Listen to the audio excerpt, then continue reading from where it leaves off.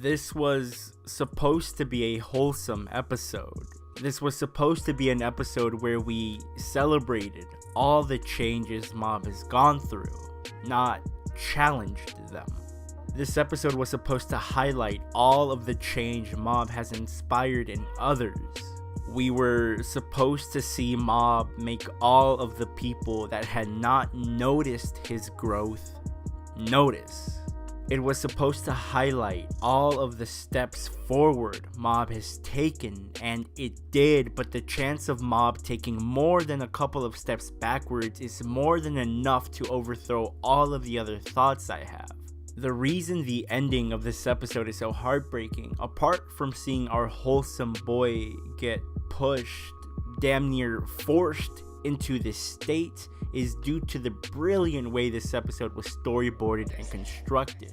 The way this episode was formatted was huge in the build-up to those closing moments. You see, throughout the episode, we're reminded of Mob's long and arduous journey, a journey that spans long before we first saw him.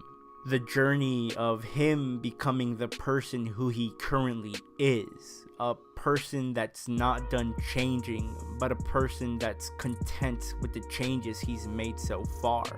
We see how Mob is not the only one who's changed. Reigen's learned a lot about what he has to do, and he does just that by encouraging Mob and not leaving Mob alone at such a pivotal moment for him. Mob's growth is something that has flown under the radar for a lot of people. Tsubomi, Mob's parents, and especially Dimple are surprised to see just how much Mob has grown. I love the fact that Dimple seemed to be attracted to Mob's tenacity and all the hard work he puts towards fulfilling his goals. Dimple has always been a character I enjoyed, but I never really fully trusted him because I thought his desire to possess Mob and use his powers for evil never dissipated. But after this episode, I can't help but think that he has nothing but the best of intentions and genuine care for Mob.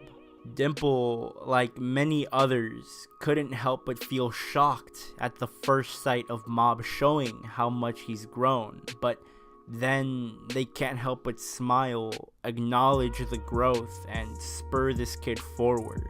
Except for one character, Tsubomi. She seemed rather hesitant, and anytime Mob seemed to be in the picture, it acted very awkwardly.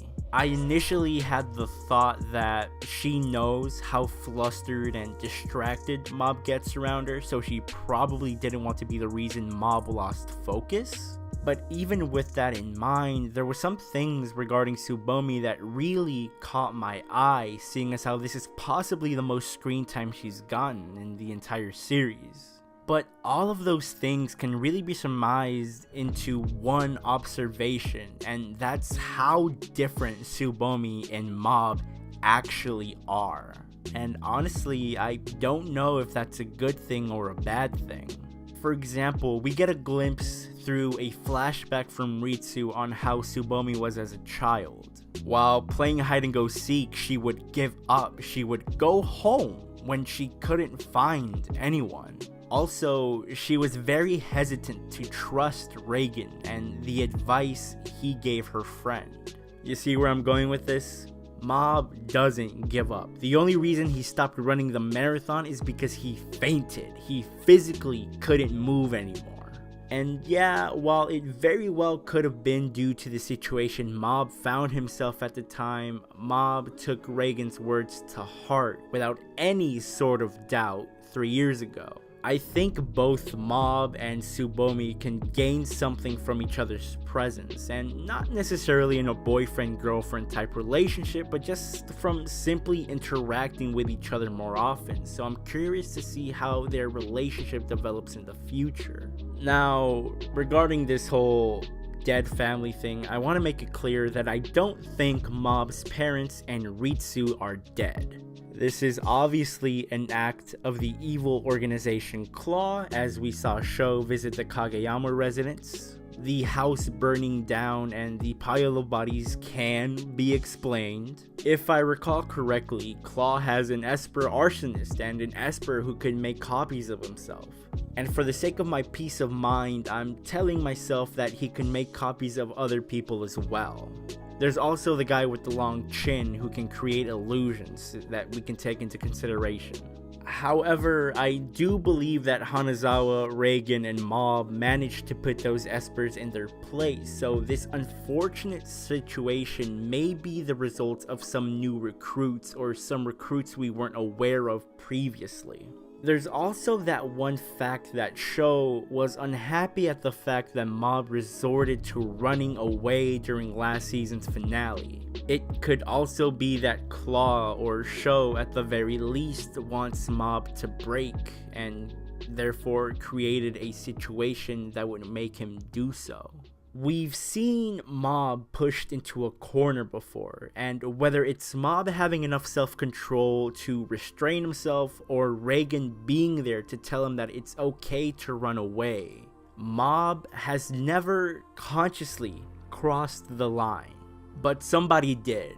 Somebody seemingly did the unthinkable to Mob and his family, and so we have this. A Mob so enraged it has us questioning if he will have the strength and the resolve to once again run away. But hey, these are my thoughts and I'm curious to read yours. Literally, if you're an anime only, I want you to leave a comment down below letting me know every single thought you had throughout this episode, including the ones regarding Reigen's thighs. And if you're a manga reader, let me know how you felt Bones adapted this episode. But please make sure to leave out any spoilers, not only for my sake, but for the sake of the anime-onlys that like to read comments. Please like the video if you did enjoy it, it helps the channel out a lot. Follow me on Twitter, subscribe to my channel, and make sure to hit that notification bell. That way you don't miss a video and can continue watching Mob Psycho 100 and many other series like The Rising of the Shield Hero and The Promised Neverland with me. And with that being said, I hope you all have a great rest of your day, and I'll see you all soon. Bye bye.